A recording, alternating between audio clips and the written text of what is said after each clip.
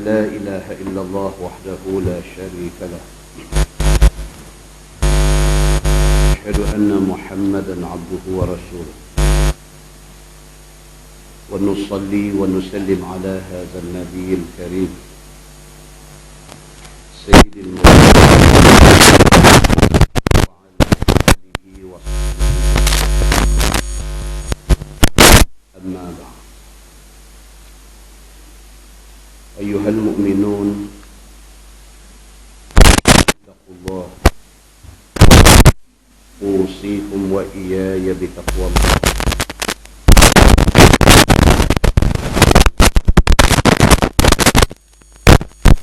مسلمين المسلمات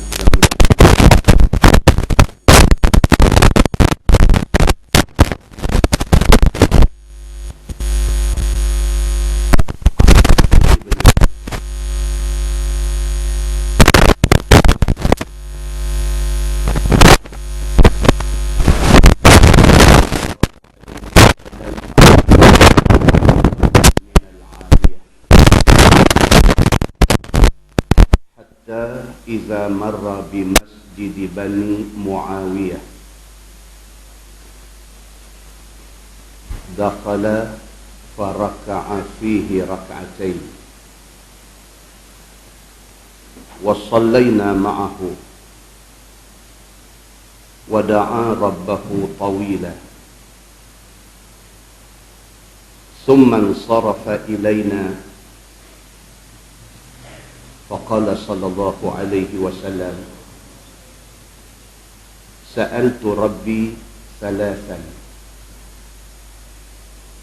فأعطاني ثنتين ومنعني واحدة. سألت ربي أن لا يهلك أمتي بالسنة فأعطانيها وسألته أن لا يهلك أمتي بالغرق فأعطانيها وسألته أن لا يجعل بأسهم بينهم فمنعنيها أو كما قال hadis sahih riwayat Imam Muslim. Daripada Amir bin Sa'ad, daripada bapaknya, kata dia Nabi sallallahu alaihi wasallam satu hari balik daripada satu kawasan tinggi. Hatta idza marra bi masjid Bani Muawiyah. Dalam perjalanan balik itu Nabi melalui satu kawasan masjid kepunyaan Bani Muawiyah.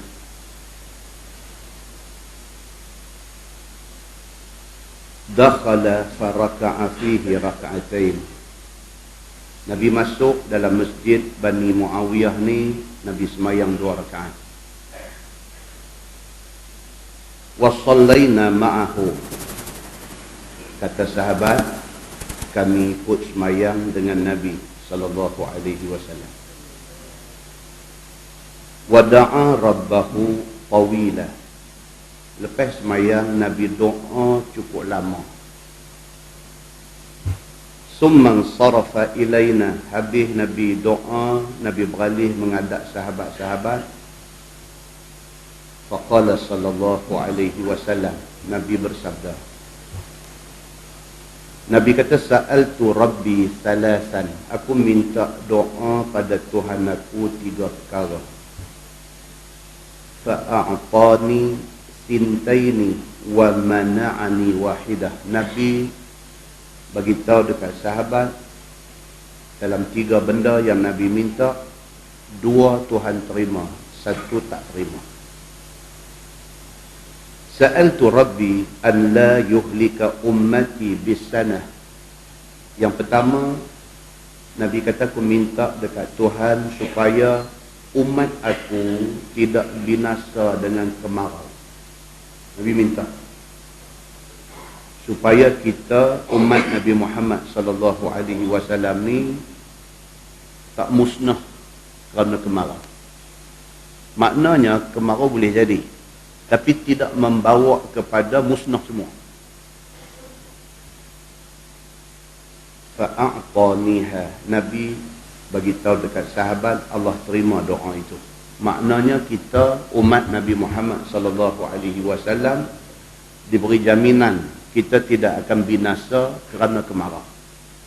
Makna kemarau boleh jadi, tapi kemarau itu tidak membawa kepada semua orang mati. Begitu. Wa sa'altuhu an la yuhlika ummati bil gharq. Nabi kata, aku minta kepada Allah Subhanahu wa taala supaya umat aku tidak mati kerana banjir besar yang menenggelami mereka. Fa'a'taniha, Nabi kata Tuhan terima. Maknanya kita umat Nabi Muhammad sallallahu alaihi wasallam tidak akan binasa dengan banjir besar. Maknanya banjir boleh jadi, tapi tidak sampai ke tahap membinasakan semua kita. Wa sa'altuhu an la yaj'ala ba'sahum bainahum famana'aniha. Aku minta supaya umat aku tidak saling menyakiti di antara satu sama lain. Aku minta kepada Allah supaya umat aku ni tak bergaduh. Aku minta kepada Allah supaya umat aku ni tak berperang, tidak berbunuh-bunuh di antara sesama Islam. Famana'aniha, yang tu Tuhan tak terima. Hadis itu hadis sahih, riwayat Imam Muslim. Muslimin dan muslimat yang dirahmati Allah sekalian. Yang pertama, hadis ni nak cerita dekat kita tentang masjid ni banyak. Kalau di Madinah tu keliling Masjid Nabawi tu masjid. Masjid yang diceritakan dalam hadis ni dia kata Masjid Bani Muawiyah, ataupun hari ini lebih dikenali dengan nama Masjid Ijabah. Kita pergi Mekah, kita pergi Madinah, masa ziarah di Madinah tu mesti lalu, tapi tak singgah. Masjid ni selalu mutawif ataupun muzawir, orang yang jadi tour guide kita, dia nanti habang aja. Tuan-tuan, dia kata tengok balik kanan. Ini dia panggil Masjid Ijabah. Dekat tu ya dia habang. Pasal baik laju. Dia tak ada nak cerita yang kata Masjid Ijabah tu apa. Dia tak ada nak cerita. Pasal apa? Pasal lagi nak habang masjid lain pula. Tidak ada satu travel agent yang berhenti di Masjid Ijabah ni. Tak ada yang berhenti. Semua lalu abang. Masjid Ijabah ini dulu dipanggil Masjid Bani Muawiyah. Pasal apa? Pasal di situ perkampungan Bani Umayyah. Geng Bani Umayyah yang diketuai oleh Muawiyah bin Abi Sufyan ini, itu kampung mereka. Di kawasan Masjid Al-Ijabah itu, di situ perkampungan Bani Umayyah, ataupun disebut Bani Muawiyah, kampung mereka. Kerana mereka duduk di kampung tu, mereka buat satu masjid. Kita nak kena faham yang kata di negeri Arab ni dia tak ada surau, dia semua masjid. Di Malaysia saja yang ada surau, tambah lagi satu Menaksah. Kan? Kita ni Menaksah tu daripada madrasah. Jadi dijadikan tempat semayang dan tempat mengaji-mengaji agama, kelas orang perempuan dan sebagainya, madrasah. Jadi orang Melayu dia nak sebut madrasah itu terlalu kearaban, maka dia sebut Menaksah. Bagi orang Arab, walau kecil, walau besar, walau buat jemaat, walau tidak buat jemaat, kalau tempat tu tempat semayang, tempat sujud, maka dia panggil masjid. Masjid makna dia tempat sujud. Begitu. So Masjid Al-Ijabah yang kita duk cerita, Nabi SAW balik daripada satu kawasan Al-Aliyah. Dia kata Al-Aliyah ni kawasan tanah tinggi. Ala atas, Ali tinggi. Aliyah kawasan tanah tinggi. Nabi balik daripada sana, Nabi lalu di kawasan Bani Muawiyah ni, Bani Umayyah punya kampung ni. Di situ ada masjid.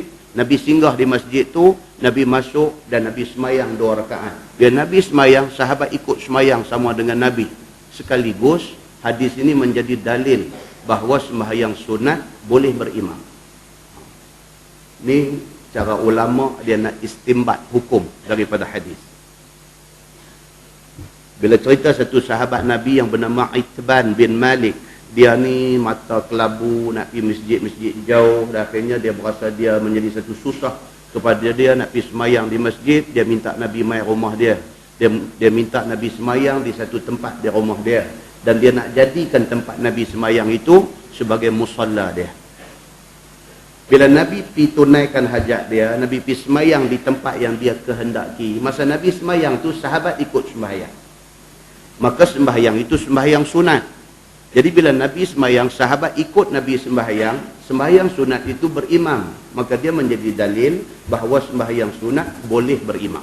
Itu cara mengambil hukum. Nabi SAW balik daripada kawasan Tanah Tinggi, singgah di Masjid Bani Umayyah ataupun Masjid Bani Muawiyah, ataupun hari ini dipanggil Masjid Ijabah. Masjid Ijabah diletak nama tu sempena doa Nabi tadi. Bila Nabi minta, Allah mustajabkan 2 daripada 3 doa Nabi. Maka dipanggil masjid itu Masjid Ijabah. Masjid yang Allah mustajabkan doa Nabi. Jarak dia, kalau kita pergi Masjid Nabawi hari ini, dia duduk arah timur laut. Kita menghadap kiblat Masjid Nabawi, dia arah timur laut. Lebih kurang dalam 600 meter daripada Masjid Nabawi. 600 meter dekat lah. Dekat. Dan dia masjid. Bila Nabi SAW singgah dan semayang di situ, lepas semayang tu, dia kata wada'a rabbahu tawilan. Nabi minta doa lama. Padahal minta 3 benda aja, tapi Nabi minta tu lama. Syarah hadis ni bagi tahu, dia kata apa? Nak tunjuk kata 3 benda yang Nabi minta itu sangat penting. Ke kita pun bila kita ada satu hajat besar dengan Allah, disunatkan bila kita minta satu-satu benda tu repeat 3 kali. Kita kata Rabbana atina fid dunya hasanah wa fil akhirati hasanah wa qina azabannar wa qina azabannar wa qina azabannar. Misalnya kita repeat yang tu 3 kali. Mengulangkan doa berkali-kali itu sunnah Nabi sallallahu alaihi wasallam. Selain daripada Masjid Bani Muawiyah ataupun Bani Umayyah atau Masjid Ijabah ni, ada lagi Masjid Jum'ah. Ada satu lagi, kalau kita sampai di Masjid Quba, kawan-kawan kita yang nak pergi umrah dalam masa terdekat ni, kita sampai di Masjid Quba, utara Masjid Quba, arah utara Masjid Quba lebih kurang dalam 1 kilometer, lebih kurang dalam 900 meter, 1 kilometer lebih kurang, ada satu dia panggil Masjid Jum'ah. Dia bagi pasal apa? Pasal apabila turun perintah semayang jemaat, disitulah semayang jemaat yang pertama diimamkan oleh Nabi. Maka dinamakan masjid itu Masjid Jum'ah.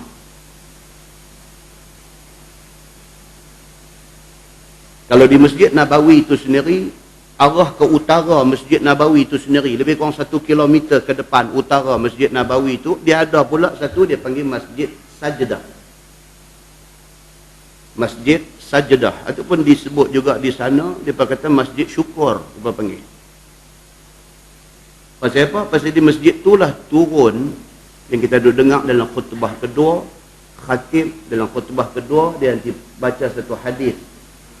Dia kata sabda Nabi SAW, man salla alayya marrah, sallallahu alaihi biha asyrah. Siapa yang selawat dekat aku, maknanya dekat Nabi sekali, Allah akan doakan selamat kepada dia 10 kali. Hadis tu diberitahu oleh Jibril alaihi salam kepada Nabi sallallahu alaihi wasallam di Masjid Sajdah ni. Jibril turun mai, Jibril bagi tahu dekat Nabi. Dia kata, wahai Muhammad, Allah suruh bagi tahu, siapa juga yang ucap selawat kepadamu sekali, Allah akan doakan keselamatan kepada orang tu 10 kali. Nabi bila dengar macam tu, Nabi sujud syukur. Maka dipanggil tempat tu, dijadikan masjid di situ, dinamakan masjid tu Masjid Sajdah. Ambil sempena Nabi sujud syukur atas anugerah Allah bagi dekat dia. Ini pun serupa, masjid yang menerima nasib yang sama, bila lalu tak singgah. Baik nanti lalu saja, mutawif nanti kata, ini masjid sajadah tuan-tuan, tengok ulik kiri ni, masjid sajadah, lepas. Dan dia pun tak ada nak abang, pasal dia nak abang masjid lain pula. Pasal nak lalu masjid Qiblatain pula, Qiblatain dengan cerita dia. Muslimin dan muslimat yang dirahmati Allah sekalian. Nabi SAW berdoa panjang. Kerana nak minta 3 benda saja, tapi doa Nabi sangat panjang. Doa adalah satu benda yang sangat penting dalam hidup kita. Bukan kata bila kita sihat, kita tak perlu berdoa. Bukan makna apabila kita murah rezeki, duit ada, kita tak perlu berdoa. Bukan kata kita bila Tuhan bagi dekat kita otak cerdik, mengaji sampai peringkat PhD, dah ada highest degree dekat kita, maka kita tidak perlu lagi berdoa. Dah. Seumur hidup kita, lagi tak pejam mata mati, kita kena berdoa. Hidup kita dia plus minus. Ada benda Tuhan bagi, ada benda Tuhan tak bagi. Hak Tuhan tak bagi, kita nak kena minta. Hak Tuhan bagi pun, kita nak minta dikekalkan hak dia bagi. Mak doa ni lagi tak mati, kita kena doa. Dalam sebuah hadis riwayat daripada Ibni Suhaib radhiyallahu anhu, dia kata sa'ala Qatadah Anasan ayu da'watin kana yad'u biha an-nabi sallallahu alaihi wasallam akthar. Qala Anas kana aktharu da'wati yad'u biha yaqulu Allahumma atina fid dunya hasanah wa fil akhirati hasanah wa qina azaban nar. Qala wa kana Anas idza arada an yad'uwa bid'awah da'a biha. Fa idza arada an yad'uwa bidu'ain da'a biha fiha. Atau kama qala, hadis sahih riwayat Imam Muslim daripada Suhaib radhiyallahu anhu. Dia kata satu orang sudah tanya Anas, Qatadah sudah tanya Anas bin Malik. Qatadah kata, ayu da'watin kana yad'u biha an-nabi sallallahu alaihi wasallam akthar. Qatadah tanya Anas, pasal Anas ni tuan-tuan 10 tahun dia jadi khadam Nabi. 10 tahun dia hidup rapat dengan Nabi. Almost apa benda yang Nabi buat, Anas tahu, bahkan Anas merekodkan benda tu. Maka dia di antara sahabat selain daripada Abu Hurairah, Anas bin Malik cukup banyak riwayat hadis. Maka dia sesuai menjadi tempat reference kepada umat Islam pada masa itu. Nabi dah tak ada, di antara orang yang perlu dijadikan reference ialah Anas bin Malik. Qatadah tanya dia, ayu da'watin kana yad'u biha an-nabi sallallahu alaihi wasallam akthar. Qatadah kata, dalam banyak-banyak doa, doa apa yang Nabi banyak minta bila Nabi berdoa? Qala Anas, kana aktsaru da'watin yad'u biha an-nabi sallallahu alaihi wasallam yaqulu Allahumma rabbana atina fid dunya hasanah wa fil akhirati hasanah wa qina azaban nar. Anas kata satu doa yang familiar dengan Nabi ni, yang menjadi amalan Nabi, yang Nabi kira without fail Nabi akan sebut doa ni, ialah apa dia? Rabbana atina fid dunya hasanah wa fil akhirati hasanah wa qina azaban nar. Bahkan ini menjadi doa yang diamalkan oleh Imam Malik, Imam mazhab Maliki yang merupakan mufti Madinah. Dia tak ada minta macam-macam cerita panjang-panjang, dia kira Allahumma Rabbana atina fid dunya hasanah wa fil akhirati hasanah wa qina azaban nar. Pasal apa? Pasal Imam Malik kata ini doa jami' mani'. Dia kata ini doa yang padat. Minta Rabbana atina fid dunya hasanah, bagilah kami atas dunia ni dapat kebaikan. Apa benda atas dunia? Panjang umur, sihat, murah rezeki. Semua ni dunia. Hak dunia ni minta baik semua. Dia himpun sekali dalam satu doa. Wa fil akhirati hasanah, minta akhirat esok baik semua. Akhirat ni apa dia? Daripada start nyawa terbit keluar, itu akhirat. Minta dalam kubur selamat, minta dalam kubur dimudahkan menjawab soalan muka dan nakir, minta esok bangkit di padang mahsyar esok okey, minta di mahsyar esok masa timbang amalan kita cantik. Itu semua akhirat. Wa fil akhirati hasanah. Hal akhirat ni semua minta baik. Wa qina azabannar. Kemuncak dia neraka tak mah. Maka Imam Malik kata apa? Ini doa jami' mani'. Ini doa yang menghimpun semua yang kita nak minta. Imam Malik kata, inilah doa aku paling suka. Malam ni kita jumpa hadis, Anas kata apa? Nabi SAW, ini doa paling banyak telinga aku dengar Nabi baca. Tak payah kita pergi doa hafal macam-macam nak tunjuk champion. Kita doa panjang, tak payah enggak. Ini doa orang cerdik. Sikit tapi membawa makna yang luas. Muslimin dan muslimat yang dirahmati Allah sekalian. Kata rawi hadis ni, dia kata wa kana Anas iza arada an yad'u bid'awah. Dia kata Anas bin Malik sendiri, ni yang khadam Nabi ni, Anas bin Malik sendiri, kalau dia nak minta doa untuk diri dia, dia akan doa Rabbana atina fid dunya hasanah wa fil akhirati hasanah wa qina azabannar. Bahkan kata rawi hadis ni, kata periwayat hadis ni, fa iza arada an yad'u bi du'ain, apabila Anas nak doa untuk orang lain, orang panggil pergi di rumah baca doa, orang minta tolong doa anak dia, nak doa untuk orang lain pun da'a biha fihi. Kata rawi hadis ni, Anas akan baca doa ini. Tak komen kita. Kalau kita baca doa ni, tak baca panjang-panjang, tak komen kita. Pasal apa? Ini doa yang selalu dibaca oleh Nabi. Bahkan ini doa yang tidak pernah ditinggalkan oleh Imam Malik, Imam Hadis yang menjadi mufti Madinah. Muslimin dan muslimat yang dirahmati Allah sekalian. Dalam bab doa juga, dalam sebuah hadis riwayat daripada Abi Hurairah radhiyallahu anhu. Kata dia anin Nabi sallallahu alaihi wasallam annahu qala la yazalu yustajabu lil abdi ma lam yad'u bi ismin aw qati'ati rahimin ma lam yasta'jil. Qila ya Rasulullah man isti'jal? Qala an-nabi sallallahu alaihi wasallam yaqulu qad da'awtu wa qad da'awtu falam ara yastajibu li wa yastahsiru 'inda dhalik wa yad'u ad-du'a atau kama qala. Hadis sahih riwayat Imam Muslim. Abu Hurairah kata, Nabi SAW bersabda, Nabi kata, la yazalu yustajabu lil abdi ma lam yada' bil ismi. Nabi kata apa? Sentiasalah doa manusia itu diterima oleh Allah selagi mana dia tidak minta doa-doa ini. Kita minta dekat Tuhan ni, Tuhan akan makbul. It's a matter of time. Cepat atau lambat. Sooner or later. Kita minta, Tuhan akan bagi. Dia nak bagi cepat atau dia nak tunggu. Itu atas kehendak Allah Subhanahu wa ta'ala. Kadang-kadang Tuhan tak bagi kat kita cepat apa hak kita minta. Sebab Tuhan tahu.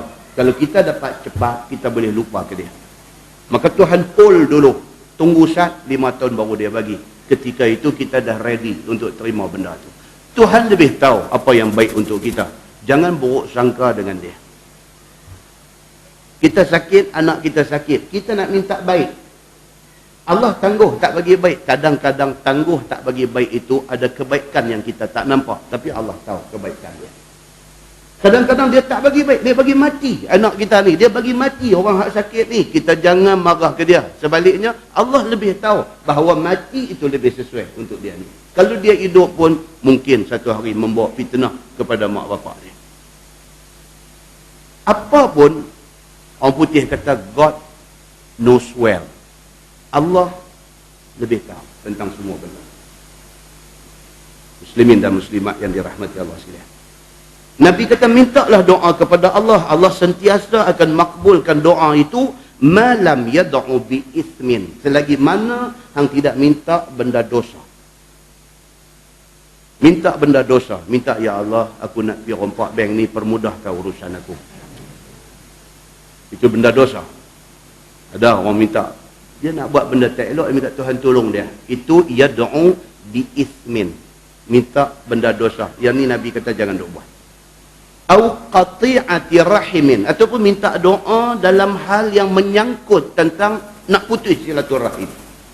Minta, ya Allah, ya Tuhan, aku minta lah, aku tak mau nak berjeremuh, nak bertembung dengan abang aku ni. Itu memutuskan silaturahim. Kita ada sikit clash dengan dia, minta dekat Tuhan, minta, ya Allah, minta tolong, jangan bagi aku tersampak dengan abang aku ni, aku tak suka dia. Itu doa memutuskan silaturahim. Nabi kata jangan minta dekat Tuhan. Malam yasta'jil. Dan yang ketiga, jangan sampai hang jadi orang yang berdoa tapi tergesa-gesa. Yasta'jil. Adalah hadis lain Nabi kata al-ijlatu minasyaitan wa ta'anni minallah. Ijlah, kelang kabut, nak cepat, nak, ini syaitan punya kerja. Nabi kata wa ta'anni minallah. Tapi tenang, tenteram, slow and steady, itu daripada Allah. Minta doa tak mau, minta semua nak cepat. Minta, ya Allah, nak result dia nak cepat. Kalau lambat nak marah Tuhan. Nabi kita tak mau macam tu bila berdoa. Dan Nabi sebut lagu tu, sahabat jadi tak apa clear. Sahabat kata, ya Rasulullah, man isti'jal. Sahabat kata, yang kata tergesa-gesa, yang kata nak cepat, apa maksudnya itu? Qala Nabi sallallahu alaihi wasallam, yaqulu qad da'awtu wa qad da'awtu falam ara yastajibu li. Nabi kata contoh, satu orang dia merongot. Qad da'awtu, aku minta ni dah berapa kali minta dah, dia kata Tuhan tak mau nak bagi lagi. Ini orang isti'jal. Ini orang kalut, nak cepat. Jadi ustaz ni saya nak tanya satu soalan ni. Ni saya duk minta ni ustaz, saya ingat saya setahun dah ni saya duk minta ni, apa benda ni sampai tak ada jawapan ni. Nada tu nada marah. Persoalannya hang marah siapa? Hang marah ustaz ke? Hang marah Allah ke?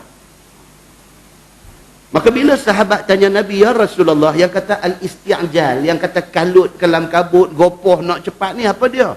Nabi kata contohnya, satu orang yaqul, dia berkata qad da'awtu, aku minta apa kali dah aku minta, falam ara yastajibuni, aku tak nampak Tuhan nak approve permintaan aku, Tuhan nak luluskan permintaan aku. Fayastahsiru inda dhalik, maka dia give up, dia putus asa, dia tak mau dah berdoa. Wa yada'ud du'a, dan dia tinggal doa, dia tak mau lagi dah doa. Dia kata ni semua karut. Dia kata hang buat kerja, hang dapat hasil dia. Doa-doa ni semua karut, aku dah minta apa lama dah tak ada. Betul-betul dia kata kita mau buat kerja, ya buat kerja Tuhan ti bagi, tak payah doa. Dia dah main satu macam punya pendirian. Nabi kata tak mau macam ni.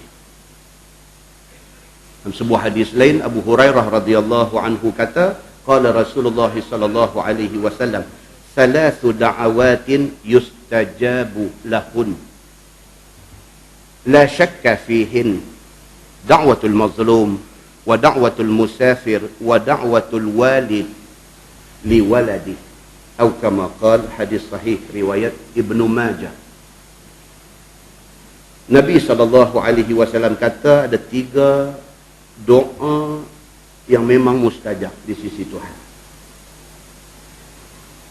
La syakka fihinna, Nabi kata tidak syak, no doubt, ini doa Tuhan akan bagi, cuma cepat atau lambat.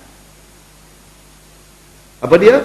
Da'watul mazlum, satu orang kena zalim, angkat tangan minta doa, Tuhan akan bagi.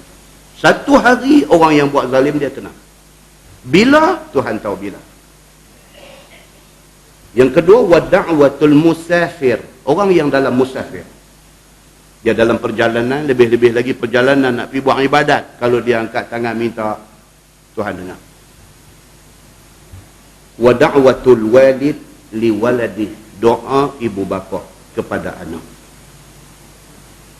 Mak pak kalau angkat tangan minta, senang Tuhan bagi. Itu sebab orang kata lagi ada mak, lagi ada pak, minta daripada doa kat kita. Pasal apa? Tak ada 2 orang ni, habis. Peluang untuk nak dapat satu daripada peluang mustajab doa sudah habis. Dalam sebuah hadis riwayat Jabir bin Abdullah radhiyallahu anhu, dia kata Nabi sallallahu alaihi wasallam bersabda, Nabi kata la tad'u ala anfusikum wa la tad'u ala auladikum wa la tad'u ala khadamikum wa la tad'u ala amwalikum la tuwafiqu min Allah tabaraka wa ta'ala sa'ata nailin fiha 'ata fayastajiba lakum atau kama qala, hadis sahih riwayat Abu Daud. Jabir kata Nabi SAW bersabda, Nabi kata la tad'u ala anfusikum. Arab ni bila dia guna ala dalam ayat, konteks ayat yang macam ni, maksudnya tak elok. Kalau dia guna li anfusikum, itu elok. Kalau ala anfusikum, dia nak jadi tak elok. Maksud dia apa? La tad'u ala anfusikum. Jangan kamu doa kecelakaan pada diri kamu. Dia kena satu sakit, dia fed up dengan sakit dia dah putus asa, dia rasa dia dah memang tak ada hope untuk nak boleh sihat dan hidup. Dia minta, ya Allah bagi mampu bang aku senang. Tu dia main cakap uduh. Dia kata, ya Allah, dia kata kalau nak bagi hidup duduk sakit macam ni, bagi aku mampu bang senang. Itu doa apa? Ala anfusikum. Minta doa pelingkup diri sendiri. Nabi kata jangan macam tu. Wala tad'u ala auladikum, dan jangan kamu doa tak elok ke anak-anak kamu. Marah ke anak. Marah ke anak ni kata penat ni mak beranak kat hamba ni, dia kata penat, dia kata tapi mampus lagi bagus ni, mulut tak elok ni. Doa tu Nabi kata jangan. Marah macam mana pun jangan terbit benda tu daripada mulut. Wala tad'u ala khadamikum, dan jangan kamu doa kebinasaan kepada khadam, kepada orang kerja kamu. Marah orang gaji di rumah ni, keluar cakap bukan-bukan daripada mulut. Nabi kata jangan macam tu. Wala tad'u ala amwalikum, dan jangan kamu doa kebinasaan kepada harta benda kamu. Kereta duk elok-elok, tapi mampu enjin tang mana tu, turun terajang kereta tu sekali dengan kata jangan. Nabi pernah berlaku di depan Nabi SAW, satu perempuan naik unta dia duk buat berjalan slow. Dia maki hamun unta dia, bukan dia maki hamun orang, dia maki hamun unta yang menjadi kenderaan dia. Nabi kata siapa ni yang duk bunyi bising-bising? Depa abang perempuan sekian-sekian. Nabi kata pergi suruh dia turun, buat turun semua barang dia daripada unta tu, lepas unta tu. Sahabat tanya pasal apa? Nabi kata tak ada guna unta tu, kerana dia sudah kena maki hamun dengan tuan dia. Dan unta tu, kata dalam hadis tu, dilihat merayau-rayau, tak tahu nak pergi ke mana selepas daripada itu. Islam ni sampai ke situ dia jaga. Bukan kata maki orang itu salah. Menatang kenderaan pun dilarang, kita sumpah kerana dia. Pasal apa? Nabi kata la tuwafiqu min Allah tabaraka wa ta'ala sa'atan nailin fiha 'ata. Nabi kata takut masa hampa duk bercakap tak elok tu, duk doa kebinasaan yang disebutkan tadi, doa binasa diri sendiri, doa binasa anak-anak, doa binasa khadam, doa binasa harta benda ni semua, takut Nabi kata masa hampa sebut tu muafaqah dengan saat mustajab doa. Nabi kata. Sebab time Tuhan nak mustajab doa ni hanya Tuhan yang tahu. Sebab kita disuruh repeat, ulang berdoa. Pasal apa? Pasal tak tahu bila nak dapat time mustajab tu. Kalau hari Jumaat dia ada saat mustajabah, saat yang mustajab doa. Nabi kata apa? Nabi buat tangan, buat jari lagu tu. Nabi kata masa dia banyak ni aja, saat aja. Bila? Wallahu a'lam. Ulama hadis teka, tahun tu teka, tahun ni teka, tapi exact time dia bila? Allah yang mengetahui. Bila duk bercakap tak elok dan sebagainya ni, takut time dia pergi duk sumpah seranah anak tu, time tu pergi kena mustajab doa. Jahannam budak tu, tak jadi manusia dia. Muslimin dan muslimat yang dirahmati Allah sekalian. Dalam sebuah hadis lain daripada Abi Darda radhiyallahu anhu,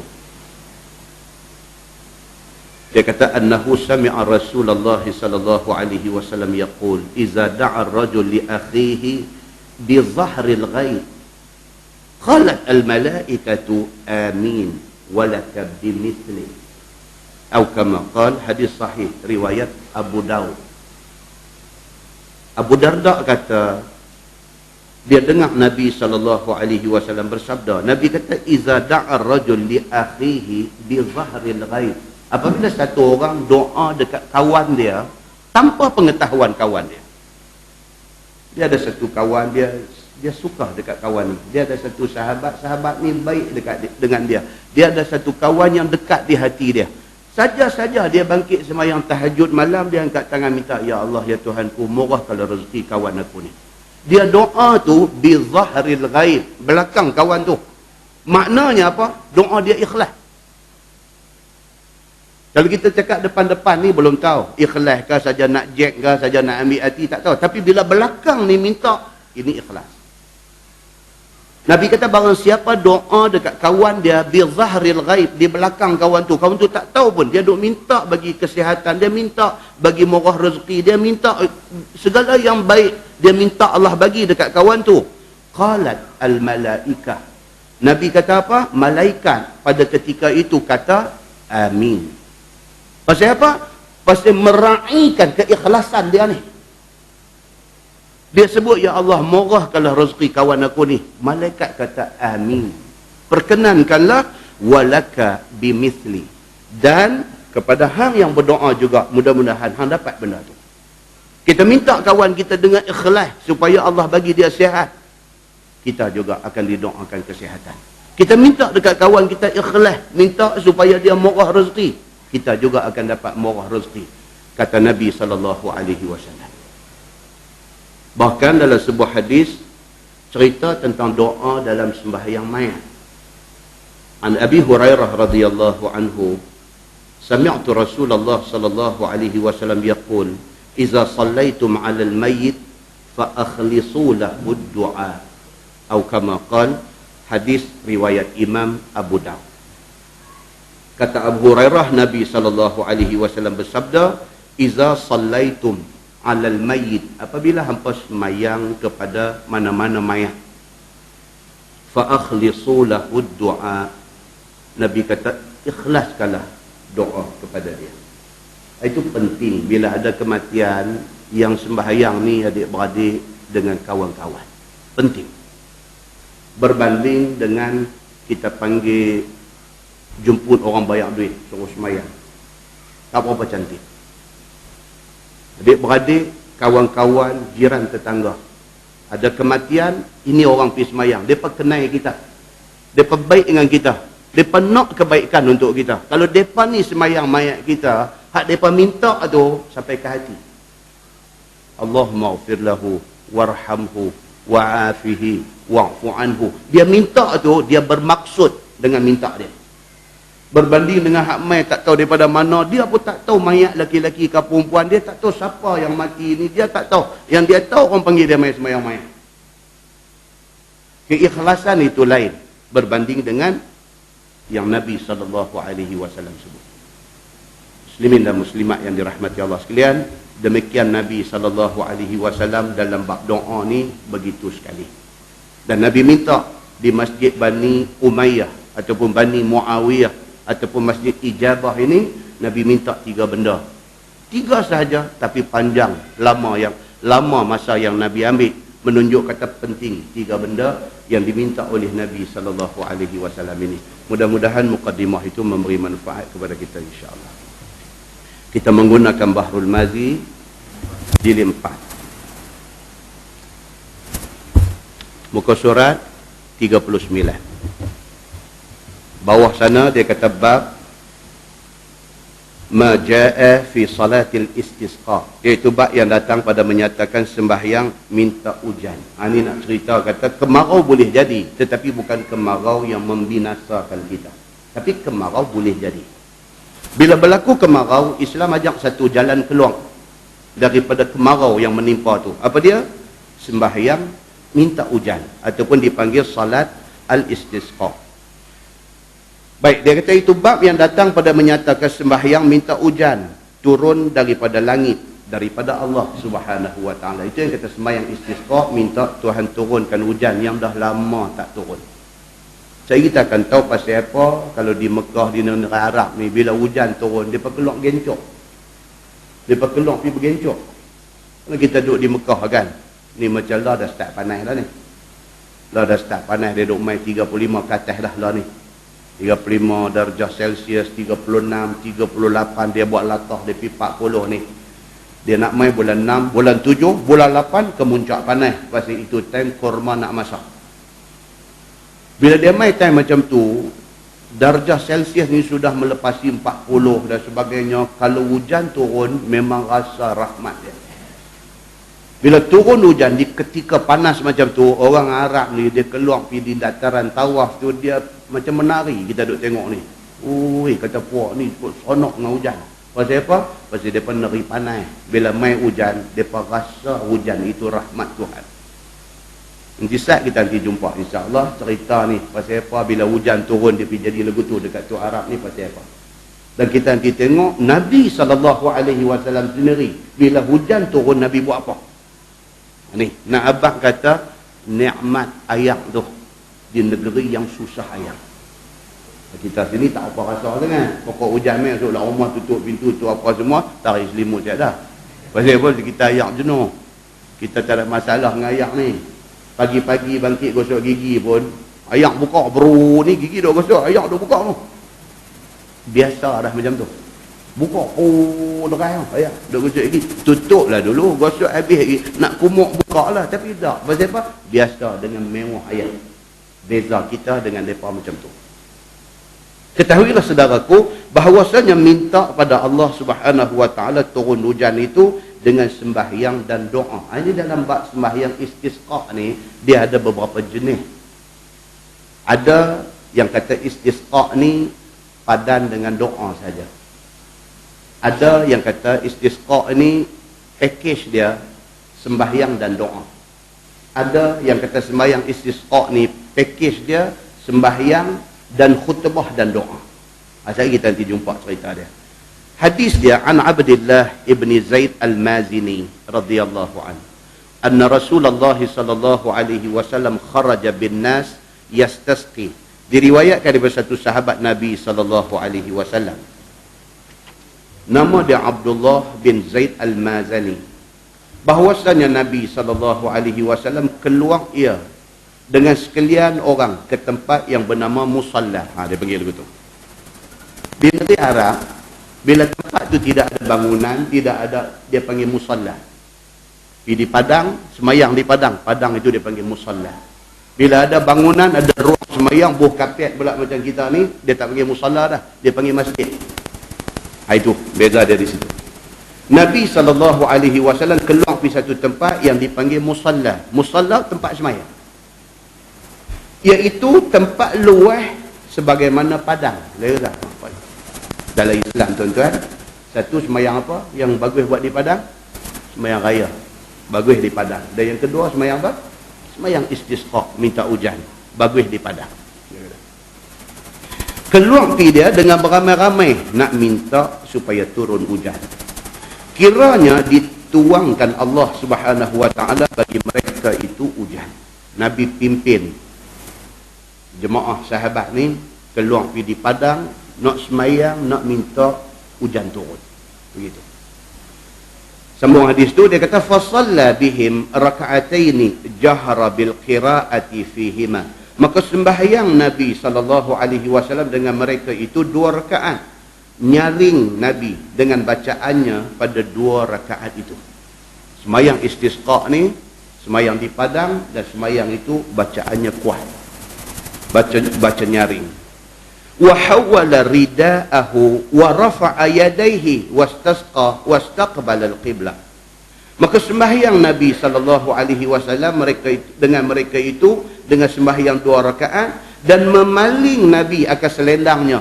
Nabi terbalikkan selendang dia.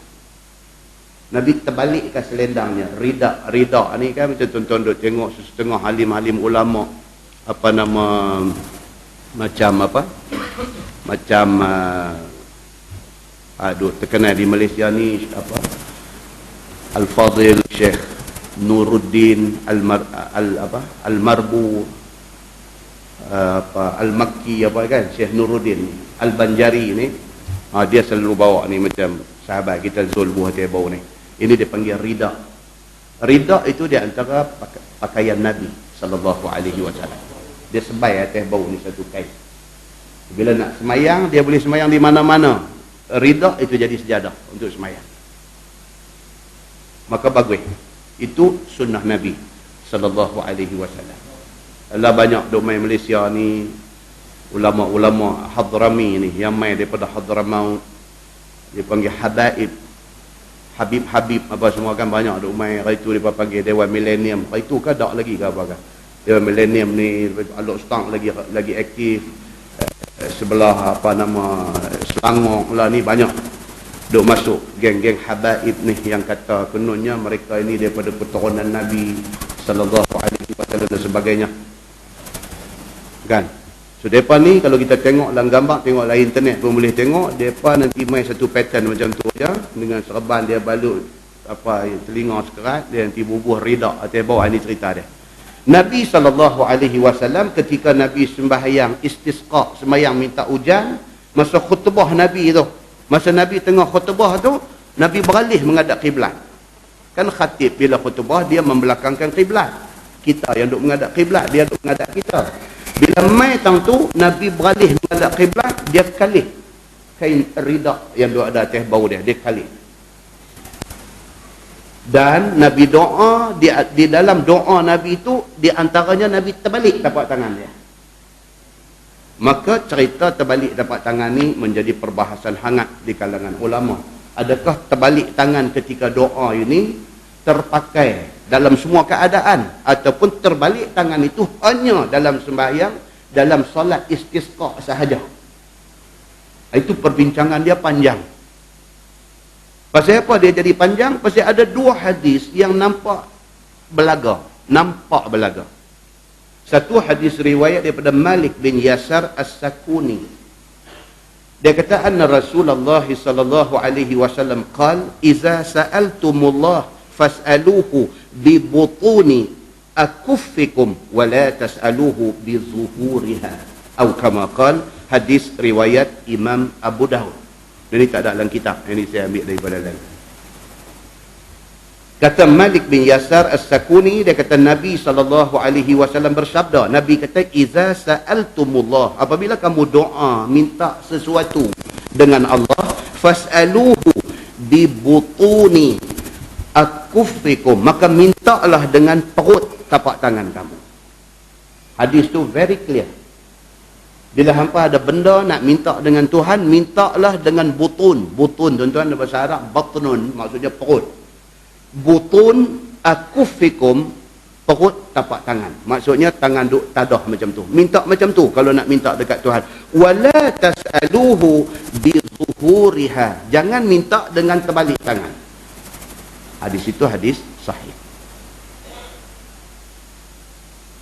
Dengan kerana adanya hadis yang seperti ini, maka dia timbul perbahasan di kalangan ulama ni.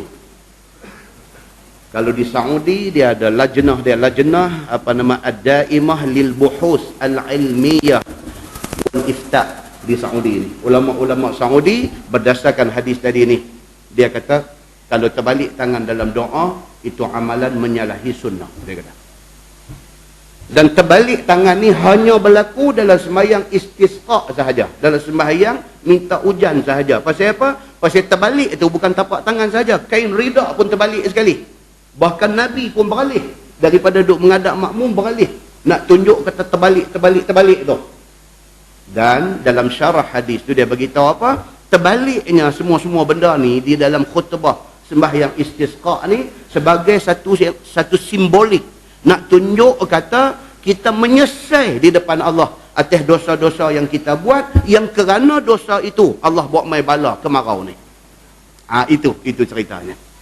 Maka apa nama yang kata Lujnah Ad-Daimah lil Buhus Al-Ilmiyah wal Ifta Saudi, dia memutuskan terbalik tangan ni hanya berlaku dalam istisqa sahaja, tidak boleh apply dalam semua keadaan. Itu hujah dia. Kita ambil faham. Dan dia kata lagi, dia kata kalau sekiranya doa tolak bala kita semua nak kena terbalik, dia kata pasal apa di dalam doa qunut dia mai tang doa nak minta apa tu? Bahagian mana yang dia sebut Allahumma hdini fi man hadait wa afini fi man afait wasyarri ma qadait. Mai bahagian tu itu doa minta jauh daripada kejahatan. Pasal apa mai tang tu wasyarri ma qadait? Pasal apa tak terbalik tangan? Dia kata itu doa nak minta jauh daripada kejahatan. Sedangkan kita duk tadah juga. Itu hujah golongan yang mengatakan terbalik tapak tangan ini hanya berlaku di dalam sembahyang istisqa sahaja. Itu hujah dia. Kita just dengar begitu keadaan dia. Tapi di sana dia mai pula satu hadis riwayat daripada Anas bin Malik. Dia kata raaitu Rasulullah sallallahu alaihi wasallam yad'u hakaza, yakni bi batini kaffaihi wa zahirihima. Itu pun hadis riwayat Abu Daud dan sahih. Apa dia pula? Kata Anas bin Malik, aku tengok Nabi SAW yad'u hakaza. Nabi berdoa macam ni. Dia kata dia tunjuk bi batini kaffaihi, dengan perut tapak tangan naik ke atas. Wa zahirihima, dan ada pernah aku tengok Nabi berdoa terbalik tangan macam tu. Itu hadis riwayat Anas bin Malik, dan dia juga hadis yang sahih. Berdasarkan hadis yang kedua ni pula, ulama Mesir ada seorang nama Syekh Atiyah Sakhar. Dia kata boleh bila mai tang minta dijauhi bala, boleh diterbalikkan tangan pasal hadis ini, dia kata. Dan yang sependapat juga dengan dia ulama-ulama dulu ialah Ibnu Hajar Al-Asqalani. Dia di dalam kitab Fathul Bari dia bagi tahu kata boleh, dan juga Imam Nawawi mazhab Syafi'i juga kata boleh. Bila kita dengar benda ni kita tahu kata itu soal khilaf. Itu soal khilaf. Kalau dia nak tadah pun tidak jadi salah, hadisnya kuat. Kalau mai tang tolak bala dia nak kalih juga boleh. Tidak boleh kata salah. Kerana benda ni bukan sahaja diperselisihkan oleh bawah-bawah ni, sampai hak besar-besar pun berselisih tentang soal ini. So benda ini khilaf. Ini tidak ada masalah bagi kita nak buat amalan. Muslimin dan muslimat yang dirahmati Allah sekalian. Begitu. Jadi hadis yang kita baca ni dia kata apa? Cerita dalam sembahyang istisqa, wa hawala ridaahu wa rafa'a yadayhi wastasqa wastaqbala al-qiblah. Dalam Nabi duk bagi khutbah sembahyang minta hujan ni, Nabi menterbalikkan akan selendang yang dia buh atas bau dia. Mengangkat Nabi akan dua tangannya minta akan hajatnya, dan minta ayang hujan kiranya diturunkan oleh Allah dengan kurnianya, dan Nabi berhadap kepada kiblat dengan memalingkan dirinya daripada makmum hak ada di depan. Tu yang kata terbalik tu. Rida pun kalih, Nabi pun beralih dan sebagainya, sebagai satu simbol kepada kita menyesal, kita nak tinggal habis segala silap salah dosa yang kita buat sebelum ini. Baik. Kemudian di bawah tu dia kata sembahyang istisqa ini sunnah ataupun bid'ah. Dia kata tak payah baca lah pasal hadis tu mai takkan Nabi doa kot. Benda ini sunnah Nabi, tak payah baca. Bawah lagi istisqa itu sunnah, apa dalilnya pun tak payah baca pasal dalil dia hadis yang kita baca tadi. Dia akan ulang balik. Ini style kitab ni, kadang-kadang dia repeat benda tu. Tuan-tuan nanti duk kata apa duk ulang duk baca, buat apa tak payah baca. Jadi saya tak mau tuan-tuan kata kat saya, kita langkah. Dan tengok sebelah, muka surat sebelah, masalah istisqa ni ada berapa jenis? Ini kita tengok. Istisqa yang kata semayang minta hujan kerana kemarau ni ada berapa macam? Kata Imam Nawawi di dalam syarah Muslim, telah berkata ashab kita Syafi'i, bermula istisqa, yakni minta ayang hujan itu ada 3 macam. Yang pertamanya istisqa dengan doa sahaja dan tidak semayang. Itu juga dianggap istisqa. Doa sahaja, tidak semayang. Dia semata-mata angkat tangan minta, ya Allah turunkanlah hujan, ya Allah. Itu juga dianggap istisqa. Dia kata. Okey, yang kedua istisqa di dalam khutbah Jumaat ataupun mengiringi sembahyang fardu. Nabi biasa buat. Di satu hari Jumaat, Nabi tengah-tengah duk baca khutbah, masuk mai satu bedui. Dia masuk mai, dia terus kata dekat Nabi. Kata bedui ni. Dia masuk mai, dia terus kata Nabi tengah duk khutbah, dia kata dekat Nabi. Dia kata, ya Rasulullah, tak tengok ke ni apa yang jadi ni dalam masyarakat kita ni? Dalam Sahih Bukhari hadis ni. Tak tengok ke ni apa yang jadi dalam masyarakat kita ni? Tumbuh-tumbuhan semakin mati. Menatang ternakan pun duk mati. Pasal apa? Pasal hujan dah tak turun lama dah ni. Mintalah dekat Tuhan supaya turun hujan. Dia pergi kata Nabi tengah duk khutbah Jumaat. Dan Nabi pun kenal berdui ni. Dia kalau pergi duk larang dia, macam suruh dia lagi nak main lah. Nabi dengar lalu tu, Nabi terus dalam khutbah Jumaat, terus Nabi masuk sekali dengan doa ni. Doa minta diturunkan hujan. Nabi angkat tangan dalam doa tu. Angkat tangan ini juga khusus untuk doa istisqa sahaja. Dalam Jumaat biasa tidak boleh angkat tangan. Nabi terus angkat tangan minta, Ya Allah turunkanlah hujan, Ya Allah turunkanlah hujan. Dalam hadis tu kata apa? Sebelum Nabi turun daripada mimbar sembahyang Jumaat, pokok hujan sudah mai, hujan sudah turun. So dia yang kata Nabi SAW. Kemarau berapa lama? Dah sampai nak jadi macam tu, dah sampai pokok jadi kuning apa, dah nak jadi rosak dah. Bila berdui ni mai kata macam tu, terus Nabi angkat tangan doa dalam khutbah Jumaat tu. Ini yang dia kata jenis yang kedua, tidak ada sembahyang istisqa, tetapi doa itu diselit di dalam khutbah Jumaat. Ini yang kedua. Dan bersabit dengan hadis Nabi SAW. Hujan terus turun. Turun tu seminggu non-stop. Hari Jumaat ni minta, sampai Sabtu, sampai Ahad, sampai Isnin, sampai Selasa, hujan. Hujan tak berhenti. Sampai jumpa pula Jumaat lagi sekali. Nabi tengah khutbah berdui ni mai pula lagi sekali. Ni hadis Bukhari. Dia tak baca dah, dia panjang hadis tu. Mai pula Syekh ni, masuk mai dia qiyah lagi sekali. Dia kata, Ya Rasulullah, tak tengok kan ni? Dia kata ni hujan sampai tak berhenti ni. Rumah pun duk reban dah. Rumah zaman tu buat daripada tanah liat. Bila hujan lebat non-stop, dia lembek habis. Rumah pun dah lebat, dia kata tanah pun dah naik ayak. Dia kata kita nak binasa dengan kerana hujan yang banyak ni. Tak kena juga. Hujan tak ada pun tak kena, hujan banyak pun tak kena. Nabi pun dalam khutbah Jumaat, Nabi minta, Ya Allah, Ya Tuhanku, turunkanlah hujan ni hawalina wala alaina. Nabi kata, turunkanlah hujan ni di sekitar Madinah ni. Jangan turun dah di Madinah ini. Dengan kehendak Allah, belum Nabi turun daripada mimbar, tiba-tiba dia jadi macam satu gelung awan. Dalam hadis kata ni, hak redup gelap ni, tiba-tiba dia genjak. Hawalina, dia ada di keliling Madinah, dia ada di pinggir Madinah, tempat orang tak ada tu. Di sana hujan, di tengah sudah tidak hujan. Maka ulama kata apa? Minta doa supaya turun hujan ni. Bentuk yang kedua, boleh selit di dalam khutbah Jumaat. Itu yang kedua. Dan yang ketiganya ialah, yang lebih akmal, yang lebih sempurnanya ialah bahawa ada ia dengan sembahyang 2 rakaat dan 2 khutbah. Yang ni yang complete package. Kalau hotel dia kata full board. Dengan duduk, dengan makan, breakfast, dengan apa semua masuk sekali. Dia kata sembahyang 2 rakaat dan disusuli dengan 2 khutbah. Dia exactly macam sembahyang raya. Senang. Tadi kita tak ada baca lah bila abang tu. Sembahyang minta hujan ni exactly sebiji macam sembahyang raya. Maksud sebiji macam sembahyang raya maksudnya apa? Sembahyang dulu ke khutbah dulu? Sembahyang dulu baru khutbah. Bagi orang yang jarang-jarang sembahyang, dia main-main, dia tak mujung baru khutbah. Dia dah mujung baru khutbah, dia tak tahu orang sembahyang dah.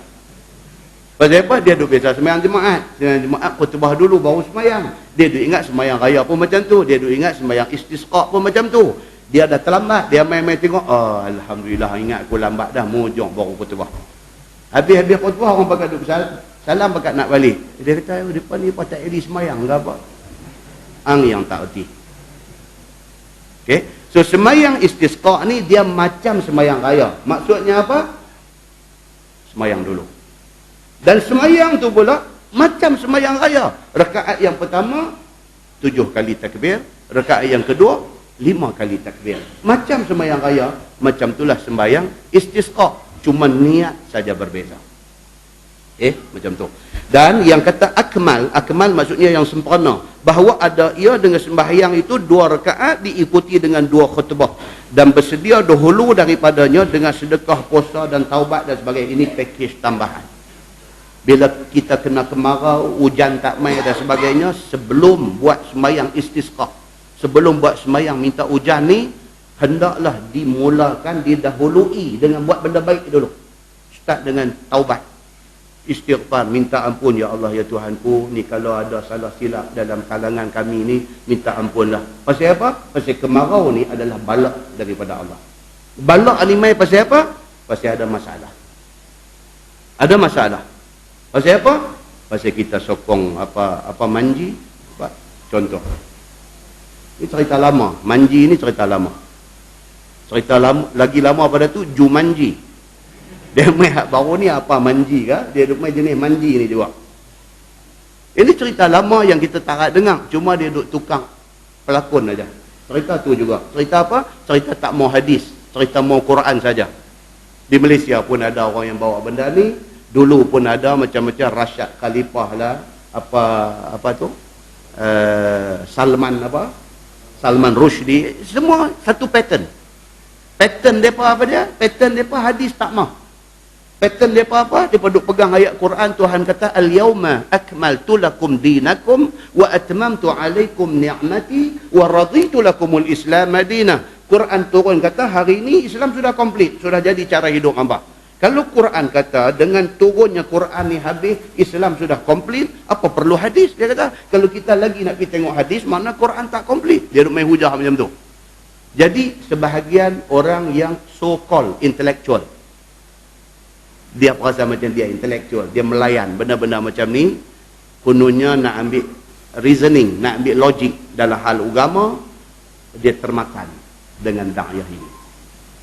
Oh, dia kata, betul ya Pak? Dia kata, apa yang dia kata betul ya Pak? Di rumah lagu tu.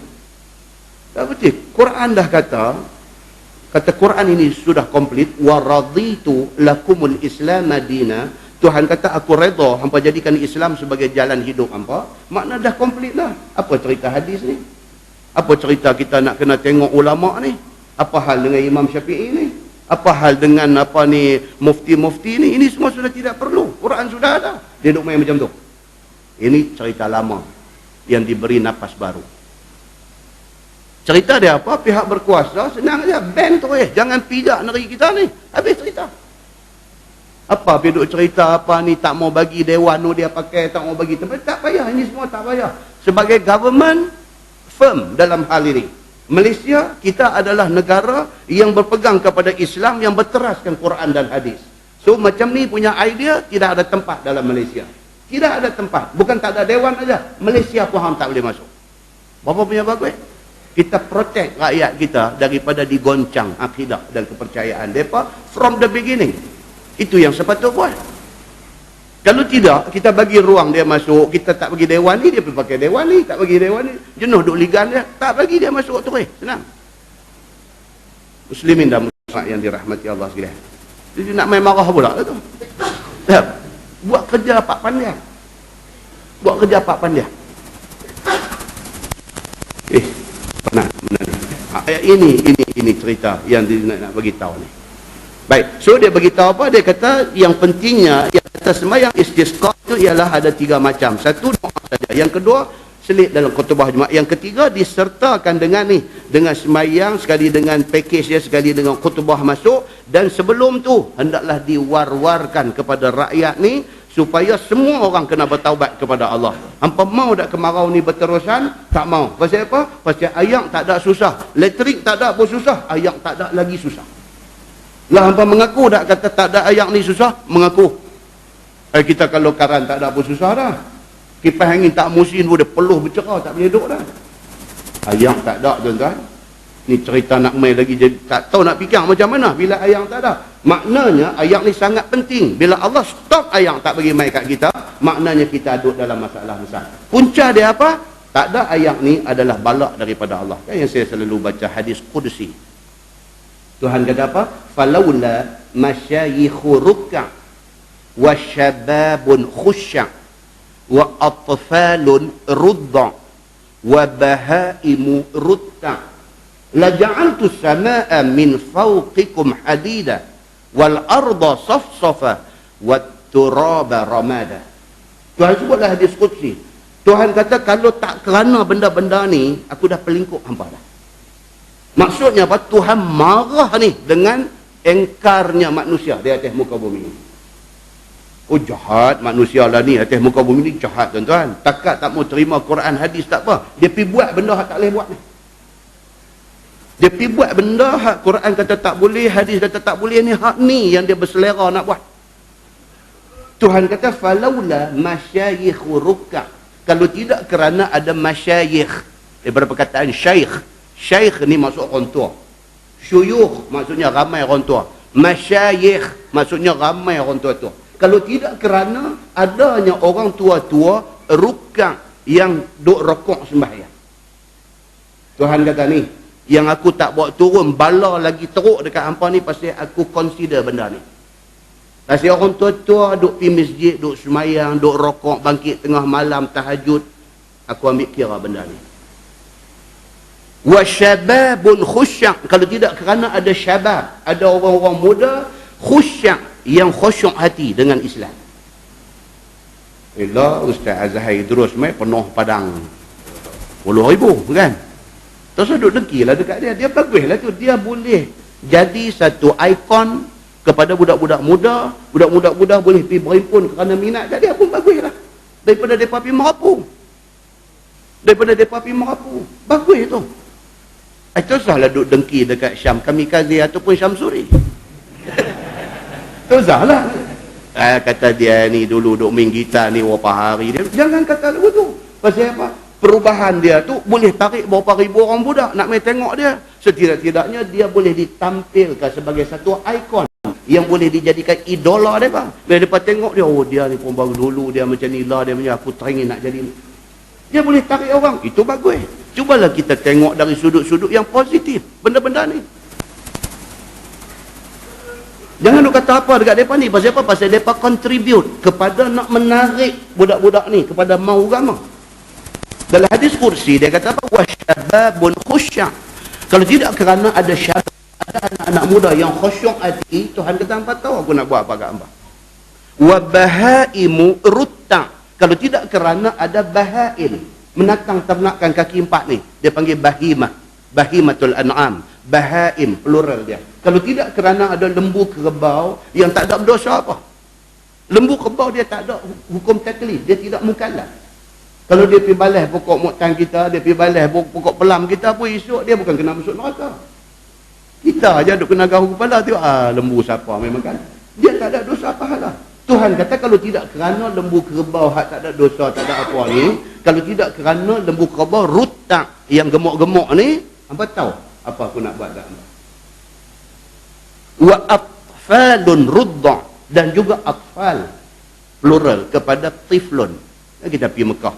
Bila pergi Mekah habis-habis sembahyang fardu, as-salatu 'alal mayyit. Dia sembahyang ayat. As-salatu 'alal rajul, itu mayat lelaki-lelaki. As-salatu 'alal mar'ah, itu mayat perempuan.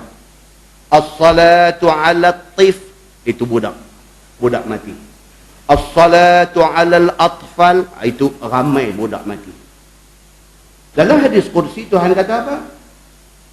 Wa atfalun rudda. Kalau tidak kerana budak-budak kecil yang rudda, yang masih hidup menyusu susu mak, Tuhan kata.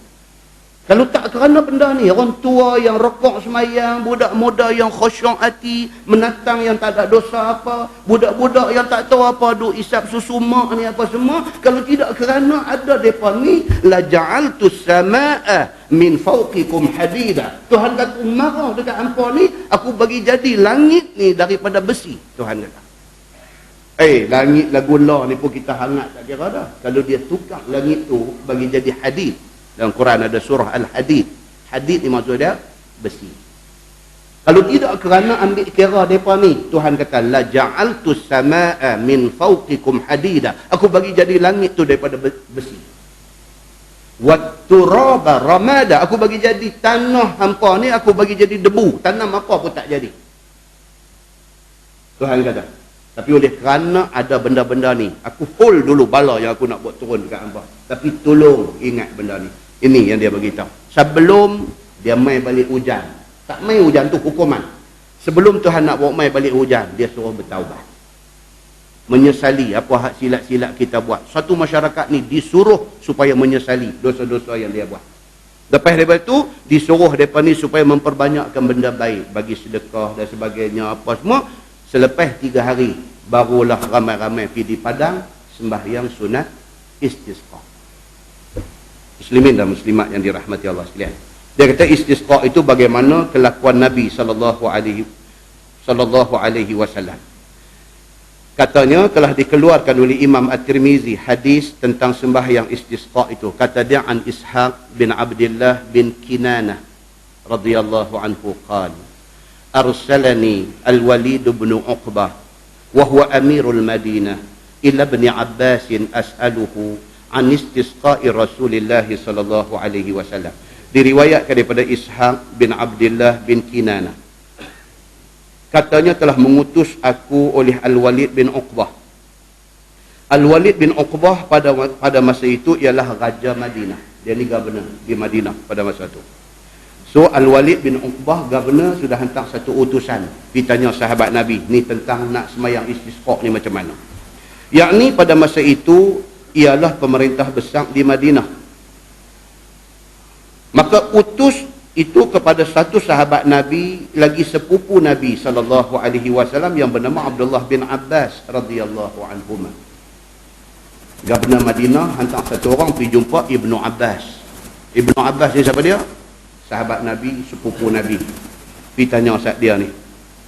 Kita baca dalam kuliah kita bulan lepas pasal dia ni, dia buat satu kontroversi bulan lepas. Jangan lupa bulan lepas apa kontroversi dia buat? Dia lepas sembahyang asar, dia start duk bagi tazkirah. Sampai masuk maghrib, dia duk kulun tazkirah lagi. Sampai nak masuk Isya, duk cakap lagi. Sampai orang hadu dengar, dia jadi gelisah. Cakap tu abang ingat kot. Okey, tak payah ulang dah. Kan? Ini yang kata Abdullah bin Abbas radhiyallahu anhu. Gubernur Madinah hantar orang pergi tanya dia. Aku bertanya kepadanya, yakni kepada Ibnu Abbas tentang sembahyang istisqa Nabi sallallahu alaihi wasallam. Itu bagusnya pemerintah-pemerintah dulu. Dia apa pun dia refer kepada ulama. Ulama yang dia refer tu pula dia cari hak memang genuine. The real ulama. Apa? Ibnu Abbas. Sahaja sahabat Nabi, sepupu Nabi. Dia nak dapatkan sos yang betul, yang genuine, yang boleh dipakai. Apa yang dia kata. Begitu. Sambung hadis tu dia kata fa'ataituhu faqala inna Rasulullah sallallahu alaihi wasallam kharaja mutabazzilan mutawadhi'an mutadarri'an hatta atal musalla. Maka aku datang akan dia. Aku pergi kepada Abdullah bin Abbas radhiyallahu anhuma. Dan aku khabarkan kepada Ibnu Abbas bahawa Amir Al-Walid bin Uqbah gubernur Madinah suruh tanya kepadanya akan satu masalah. Adakah Nabi SAW keluar ke padang untuk sembahyang istisqa? Nak pergi tanya bagi clear. Kita dalam bab ibadat ni kena clear. Kita tak boleh rambang-rambang dalam hal ibadat. Kena clear. Semayang, ini kena clear. Kalau nak semayang, nak kata Nabi buat macam mana? Semayang raya macam mana? Semayang apa gerhana macam mana? Tak boleh main belah, tak boleh. Dia kena ikut Nabi tunjuk macam mana. So Gubernur Madinah Al-Walid ni, dia bila mai kemarau teringat ini bala Tuhan. Setahu dia Nabi ada buat semayang istisqa. Tapi macam mana? Pasal apa? Pasal ini semayang jarang-jarang buat.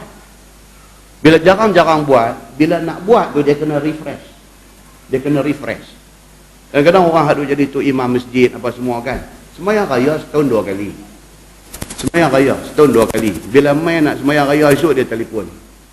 Ni dia kata ustaz ni saja nak bincang sikit tak apa dia.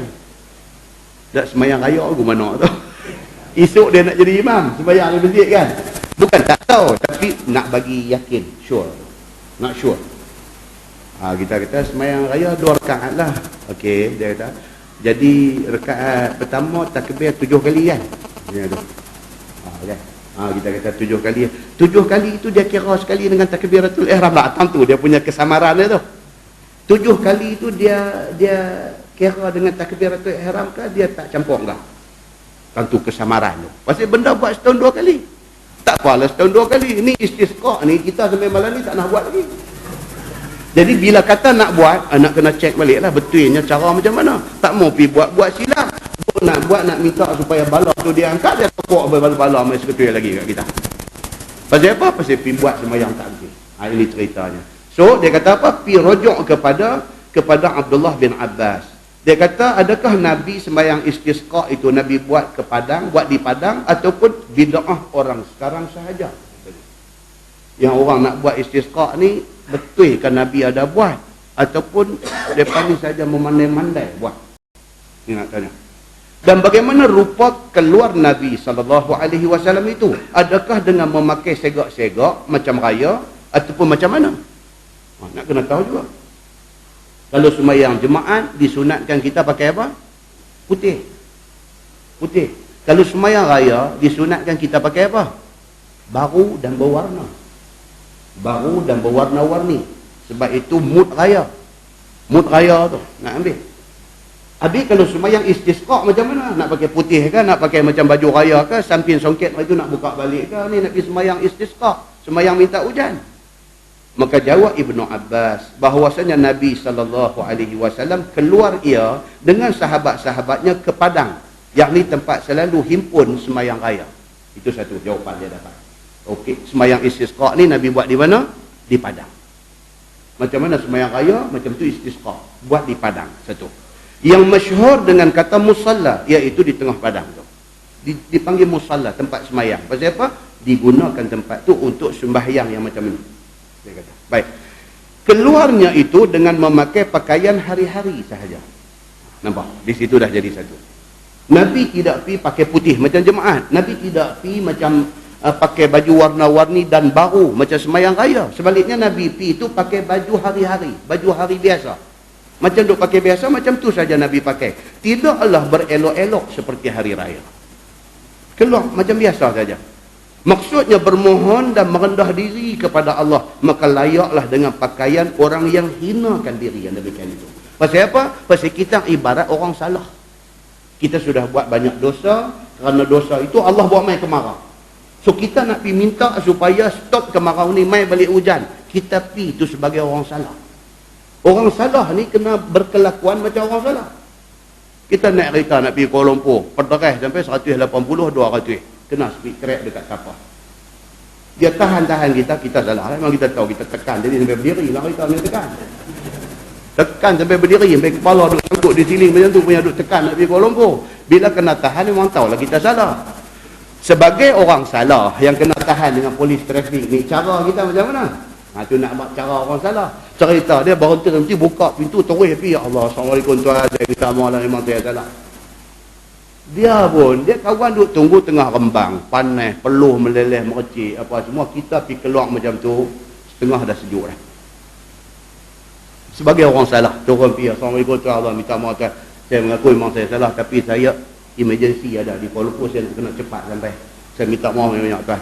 Dia tengok kita buka pintu, keluar pergi berdiri depan dia, salam bongkok kat dia, panggil dia tuan pula lagi.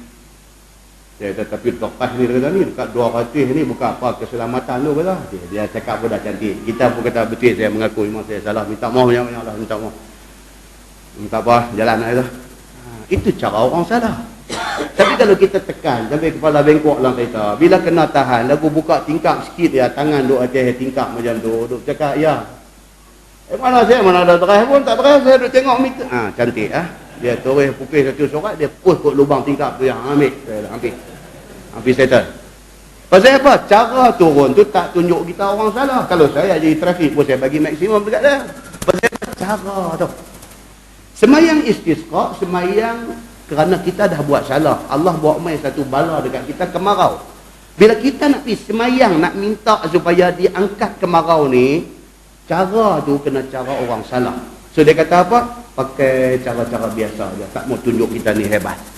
Cara-cara biasa, cara orang salah. Pakai layak dengan pakaian orang hinakan diri. Yang demikian itu tidak seperti hari raya. Maka iaitu raya hari kesukaan. Dengan kerana itu bersegak-segak, berelok-elok akan manis rupa dan sebagainya. Kata Ibnu Abbas, Keluar Nabi SAW dalam keadaan merendah diri.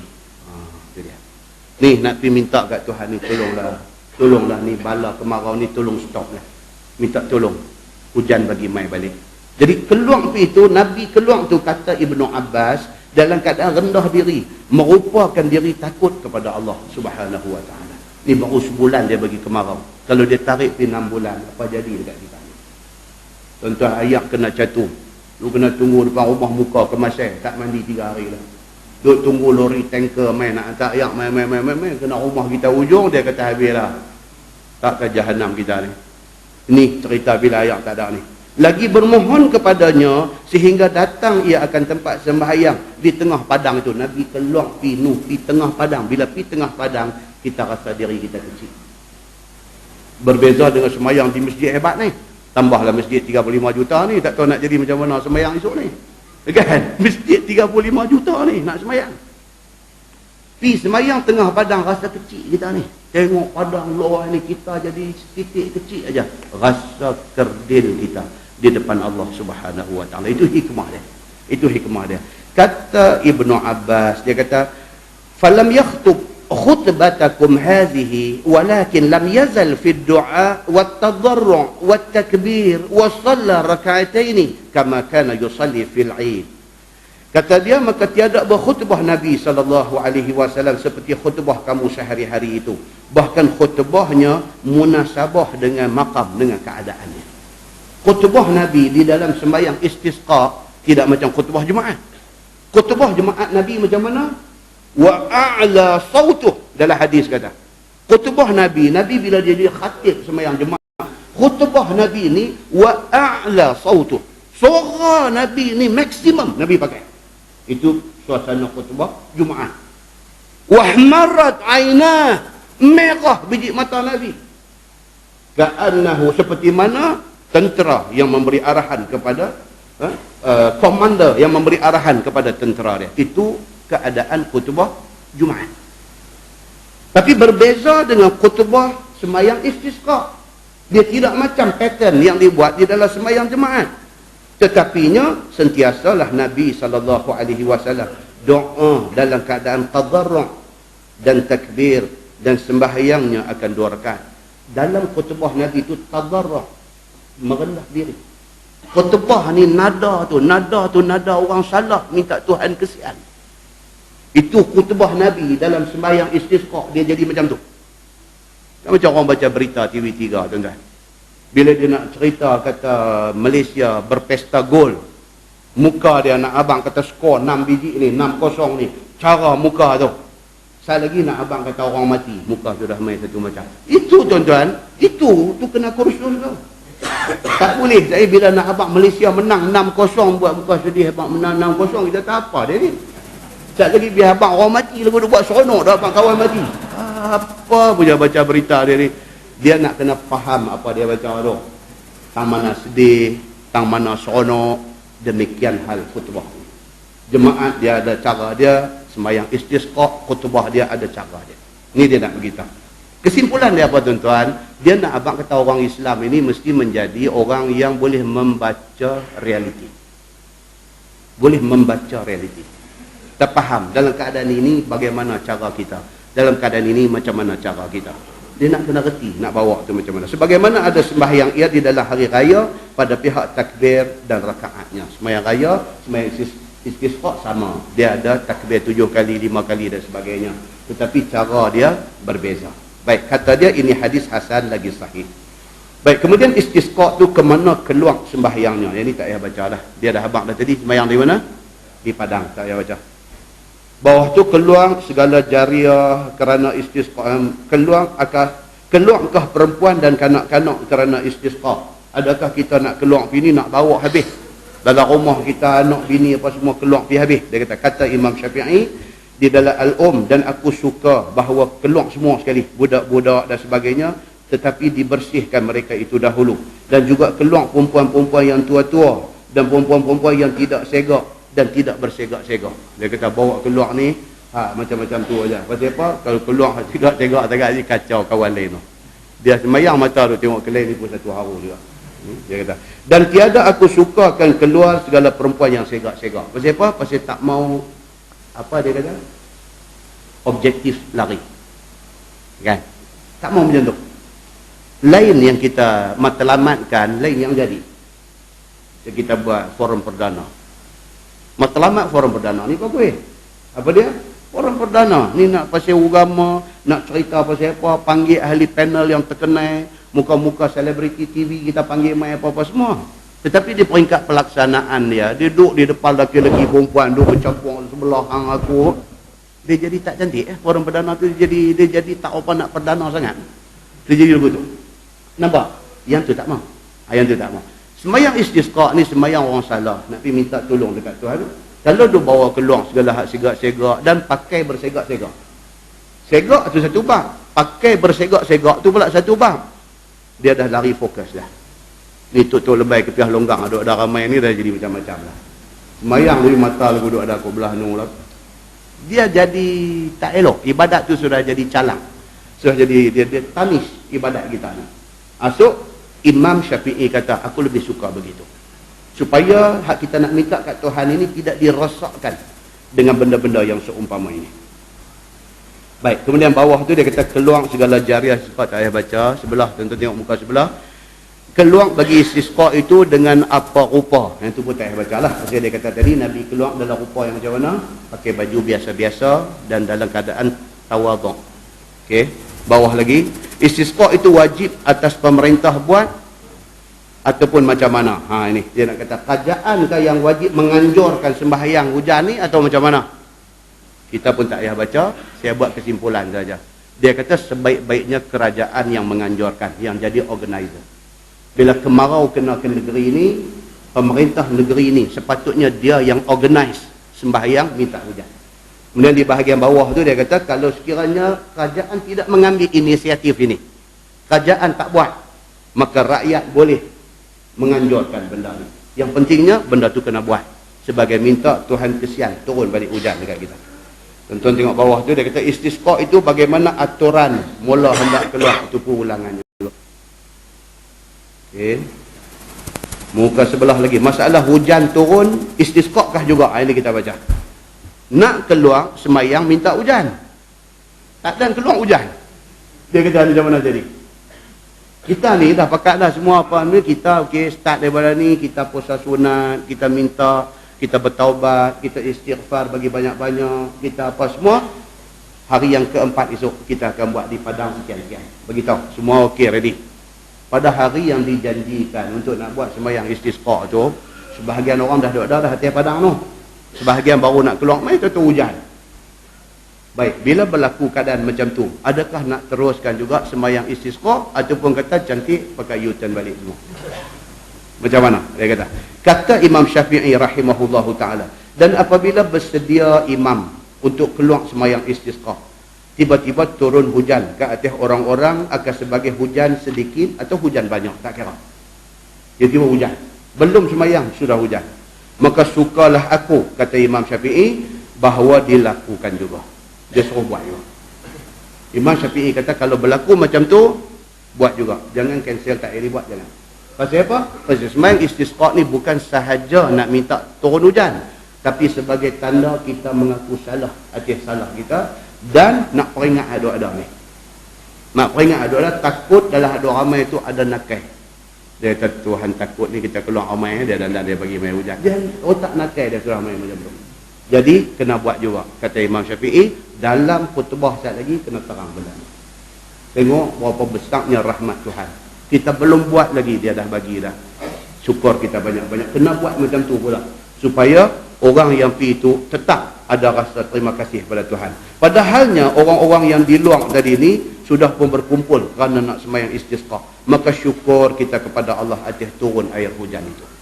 Jadi sembahyang istisqa diteruskan juga, tetapi konten ataupun pengisian khutbah dia lebih kepada terima kasih. Tuhan dah bagi mai hujan. Dan minta pula akan ditambahkan lagi rahmat itu.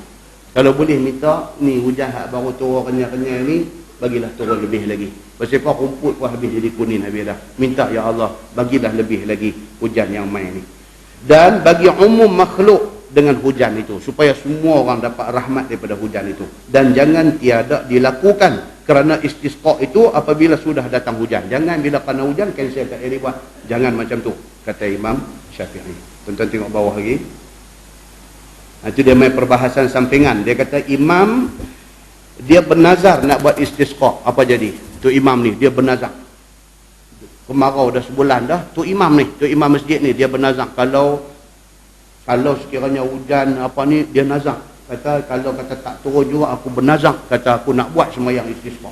Semayang istisqa ni wajib ke tak? Sunat saja. Tapi bila dia bernazar nak buat semayang istisqa, dia jadi apa? Dia jadi wajib.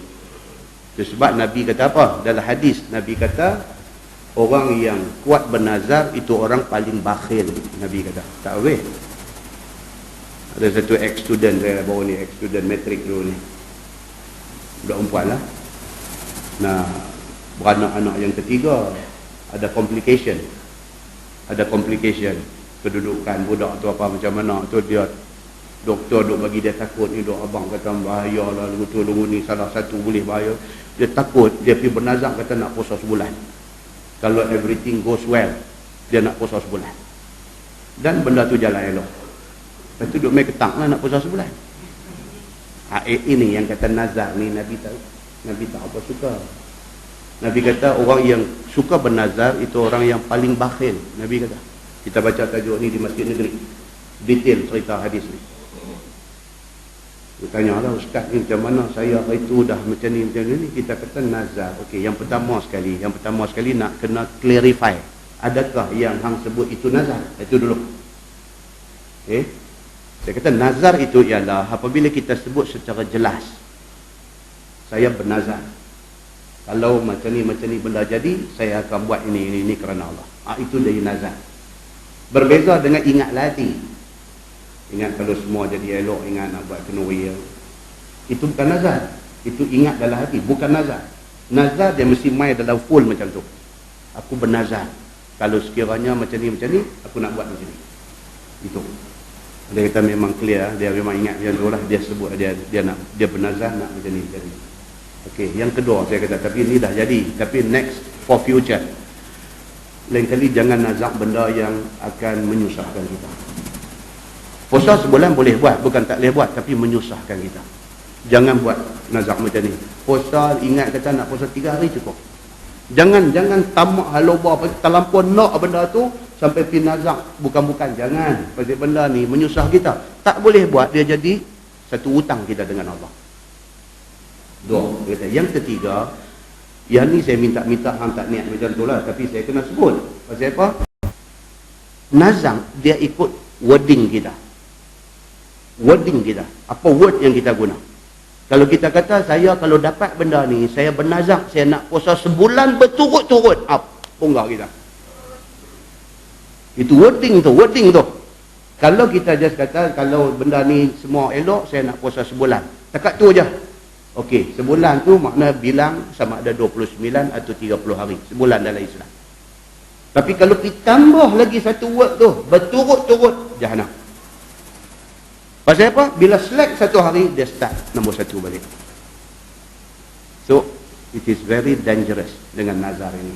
So, the best is jangan bernazar.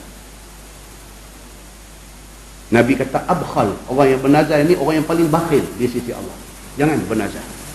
Tak bagus. Tapi ini menjadi kesukaan, especially orang perempuan. Suka sangat bernazar. Tak bagus. Kita nak buat, kita buat. Tapi jangan bila nazar benda tu dah jadi terpaksa baru nak buat. Tak mau macam tu. Buat macam biasa. Puasa Isnin, puasa Khamis, puasa 3 hari dalam sebulan sebagai tanda terima kasih atas apa yang Tuhan bagi kemudahan dekat kita. Itu lebih lagi Nabi suka daripada hidup pasang niat nak jadi susah kita. So perbahasan yang dia main kat kita ni, tu imam ni pergi bernazar nak buat sembahyang istisqa. Apa jadi? Kita tak baca pun kita tahu dia wajib kena buat sembahyang istisqa. Baik, kalau dia imam masjid, imam qaryah, dia bernazar nak buat, adakah dia nak buat istisqa ni dia kena paksa satu qaryah turun sembahyang dengan dia? Dia kata tidak boleh paksa. Sebab imam tidak ada hak untuk nak memaksa orang pergi sembahyang kerana nak menunaikan nazar dia. So dia doang lah pergi sembahyang tentu, ataupun ajak 3-4 orang anak beranak dia sembahyang lah dia. Dia tak boleh nak paksa orang. Baik, kemudian pula dia kata kalau sekiranya imam ni pi bernazam nak buat sembahyang istisqa ni, pi tambah macam kita kata tadi. Saya kalau sekiranya sampai hari Isnin depan tak hujan juga, saya bernazam kerana Allah, saya nak buat sembahyang istisqa sekali dengan saya nak khutbah, sekali dengan dia duduk pergi panjang. Adakah dia nak kena buat semua tu, cukup package tu? Ya, dia kena buat mengikut apa yang dia sebut di dalam nazar. Itu penyakit lah. Dan itu jadi penyakit. Itu yang dia nak bincang dalam tajuk tu.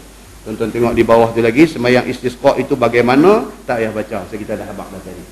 Sembahyang dia macam sembahyang raya, 2 rakaat. Rakaat pertama ada 7 takbir, rakaat kedua ada 5 takbir. Tonton buka sebelah, istisqa itu bagaimana khutbahnya. Khutbah dia pun tak payah baca, pasal khutbah dia macam khutbah raya. Bahagi 2 juga, dan kena penuhi rukun-rukun dia. Rukun-rukun khutbah kena dipenuhi. Kemudian tu dia bagi contoh doa dia. Tuan-tuan boleh ambil kitab, photostat, baca dan tengok sekali dengan makna dia. Tuan-tuan tengok muka sebelah, memalingkan kain rida, kain atas bau tadi, apa hukumnya ke atas imam? Apa hukum pikalih kain tu? Hukum dia itu sunnah. Pasal apa? Pasal Nabi buat ketika Nabi khutbah dalam sembahyang istisqa. Untuk kalih muka sebelah itu dia cara ekspres tu. Tu dia panggil pengajian kitab secara ekspres. Buka muka sebelah lagi. Keluar kerana turun hujan, apa hukumnya? Ni bincang tadi. Okey, hujan dah turun dah, keluar juga pergi sembahyang. Apa hukum dia? Imam Syafi'i kata sunat kita meneruskan sembahyang itu walaupun hujan sudah mai. Kita baca yang tu, kita baca sikit pasal dia ada kaitan dengan saya sebut tadi ni. Kata Imam Syafi'i rahimahullahu taala, telah sampai khabar kepada aku bahawasanya Nabi sallallahu alaihi wasallam adalah ia mengenakan dirinya akan hujan pada awal-awal turun hujan itu kena pada tubuhnya. Ini yang kata Tuan Arab duk buat ni. Bila hujan mai, Nabi ni bila lama tak hujan, bila hujan mai, Nabi saja keluar pergi bagi kena hujan di badan dia. Itu dibuat oleh Nabi sallallahu alaihi wasallam. Itu sebab kita pergi di Mekah Madinah, puak ni bila hujan depa lompat pergi tengah hujan. Kita hujan lari mai tempat teduh. Depa pula duk serbu keluar pergi, rupanya Nabi buat benda tu. Lepas ni kita pun serbu pergi sekali. Ambil juga ayat hujan yang lama tak turun ni. Dan diriwayatkan daripada Abdullah bin Abbas bahawasanya langit menurunkan hujan. Maka katanya bagi budaknya, ni Abdullah bin Abbas, bila hujan turun dia kata dekat khadam dia, keluarkan hamparan yang ada di dalam rumah, keluarkan kenderaan dan sebagainya bagi kena hujan yang turun tu. Ini Abdullah bin Abbas, sepupu Nabi. Bila hujan turun, dia bawa keluar kenderaan dia bagi kena, dia bawa keluar apa dalam rumah bagi kena sikit, dia kata. Maka kata Abul Jauza bagi Ibnu Abbas, kerana apa engkau buat yang demikian itu? Apa hal ni hujan turun bawa keluar barang dalam rumah bagi kena sikit, yang hujan masuk balik nak bagi kena juga sikit ayat hujan. Pasal apa? Memberi rahmat akan daku oleh Allah. Dia kata mudah-mudahan aku tanya ni bukan nak apa, mudah-mudahan mendapat rahmat kepada aku. Jawapan hang nak bagi tak lagi ni. Maka katanya, tidakkah engkau baca Quran? Firman Allah, wa nazzalna minas sama'i ma'an mubarakah. Itu ayat Quran. Maksudnya, dan telah kami turun daripada langit itu air yang diberkati. Quran kata hujan itu air yang diberkati. Aku nak barang dalam rumah aku kena berkat. Itu jawapan Abdullah bin Abbas, sepupu Nabi. Maka aku suka bahawa mengenai oleh barakat akan hamparan di dalam rumah aku dan kenderaan aku kena berkat daripada Allah. Dia kata. Baik, kemudian bawah lagi tuan-tuan tengok masalah angin dan awan di Mekah ketika melihatnya. Kata Imam Syafi'i radhiyallahu anhu, diriwayatkan daripada Al-Muttalib bin Hantab bahawasanya Nabi sallallahu alaihi wasallam apabila kilat di langit ataupun guruh di langit, dikenali yang demikian itu pada wajahnya. Ini hadis, tuan-tuan, hadis. Nabi ini bila dia main pokok hujan, muka Nabi, kata Aisyah, muka Nabi ni susah hati. Bila main pokok hujan, bila kilat, bila guruh, muka Nabi ni macam orang susah hati. Dalam hadis Muslim, Aisyah kata Nabi keluar, saat Nabi masuk, saat Nabi keluar rumah, saat Nabi masuk, nampak gelisah Nabi ni. Bila pokok hujan ni, bila kilat, bila guruh duk main. Bila turun hujan, ceria muka Nabi. Bila ditanya Nabi SAW, pasal apa Nabi jadi macam tu? Nabi kata, hampa tak ingatkah apa yang kena kepada kaum Lut? Hampa tak ingatkah apa yang kena kepada kaum Samud? Dia start macam ni lah. Dia start main redup pokok hujan. Dia start main kilat, tiba-tiba disusuli dengan batu daripada neraka Sijil. Nabi kata, jadi bila main ni kita tak tahu nak turun tu apa. Bila turun hujan, lega. Mana apa yang main ni bukan apa yang main kepada kaum Lut dan bukan apa yang main kepada kaum Samud. Itu kesimpulan kepada paragraf tu. Kemudian last sekali dia kata maki angin apa hukumnya. Kata Syafi'i radhiyallahu anhu, diriwayatkan daripada Safwan, bersabda Nabi sallallahu alaihi wasallam, la tasubbur rih wa'udzu billahi min syarriha. Janganlah kamu maki akan angin dan minta berlindunglah sekalian kamu dengan Allah Subhanahu wa taala daripada kejahatan angin itu. Bila main angin kuat, jangan duk maki dia. Minta Allah lindung kita kalau angin ni nak bawa kejahatan. Itu yang kita kena buat, tidak boleh maki dia. Nah, wallahu a'lam. Lepas ni kita masuk fi salatil kusuf. Iaitu cerita tentang macam mana sembahyang gerhana. Dia ada dua, satu sembahyang gerhana matahari, dia ada satu sembahyang gerhana bulan.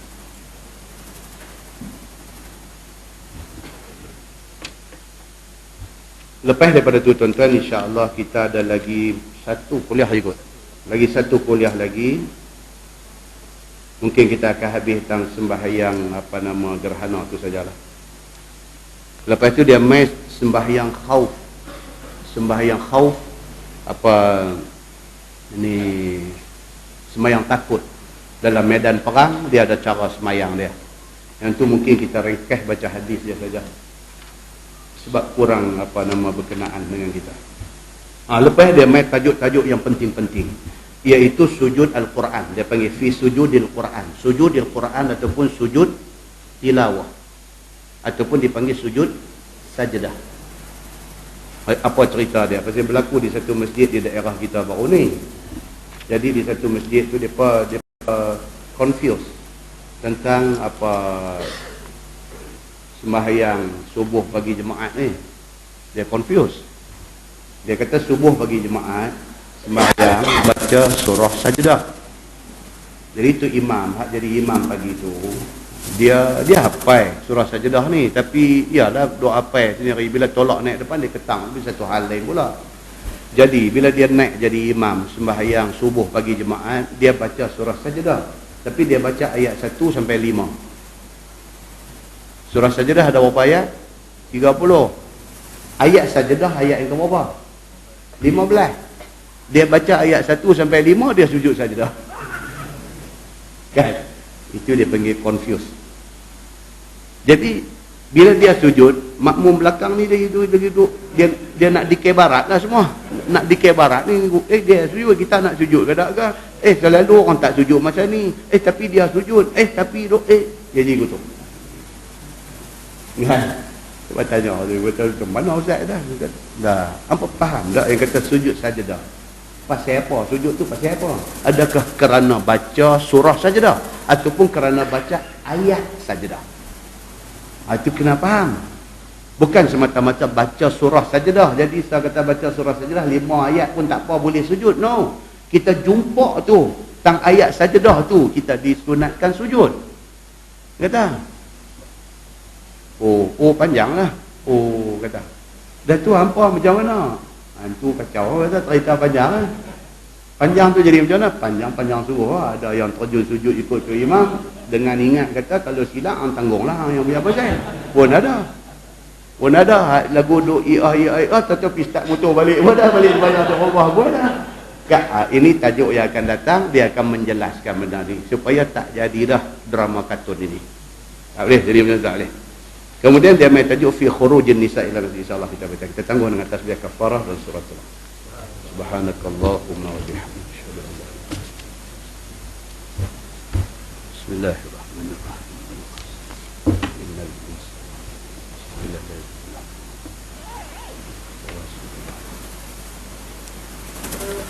اللهم صل على محمد في الأولين والآخرين وسلم ورضي الله تبارك وتعالى عن ساداتنا أصحاب سيدنا رسول الله أجمعين. بسم الله الرحمن الرحيم. الحمد لله رب العالمين حمدا يوافي نعمه ويكافئ مزيده. يا ربنا لك الحمد كما ينبغي لجلال وجهك الكريم وعظيم سلطانك. رضينا بالله ربا وبالإسلام دينا وبمحمد نبيا ورسولا. اللهم افتح علينا فتوح العارفين وارزقنا فهم النبيين بجاه خاتم المرسلين. اللهم فقهنا في الدين وعلمنا التأويل واهدنا صراطك المستقيم. اللهم أرنا الحق حقا وارزقنا اتباعه وأرنا الباطل باطلا وارزقنا اجتنابه. اللهم اجعل جمعنا جمعا مرحوما وتفرقنا من بعده تفرقا معصوما. وصلى الله على محمد وعلى آله وصحبه وسلم والحمد لله رب العالمين. السلام عليكم.